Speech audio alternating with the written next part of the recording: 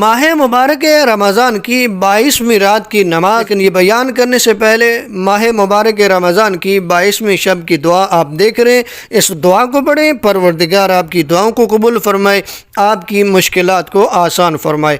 امیر کائنات علی ابن ابی طالب علیہ السلام کی بیان کردہ 22ویں شب کی نماز 8 رکعت نماز ہے جو دو کر کے پڑھیں گے۔ ہر رکعت میں الحمد کے بعد کوئی بھی سورہ پڑھ سکتے ہیں، یعنی فجر کی طرح یہ نمازیں آپ پڑھیں گے، 4 نمازیں پڑھیں گے تو 8 رکعت نماز ہوگی، دو کر کے پڑھیں گے۔ امیر المومنین علی ابن ابی طالب علیہ السلام بیان فرماتے ہیں کہ اس نماز کے پڑھنے والا جنت کے جس دروازے سے چاہے گا داخل ہوگا۔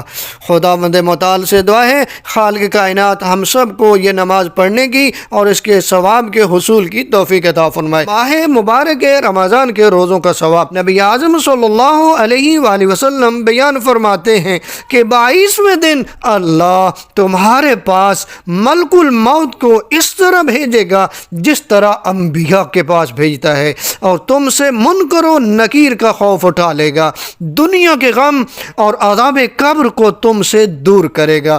سبحان اللہ، کیا مقام ہے اس شخص کا کہ جو ماہ مبارک رمضان سے استفادہ کرتا ہے۔ ماہ مبارک رمضان کے 22ویں دن کی دعا آپ دیکھ رہے ہیں، اس دعا کو پڑھیں، پروردگار آپ کی دعاؤں کو قبول فرمائے، آپ کی مشکلات کو آسان فرمائے، اور ماہ مبارک رمضان سے ہم سب کو استفادہ کرنے کی توفیق عطا فرمائے۔ والسلام علیکم ورحمۃ اللہ وبرکاتہ۔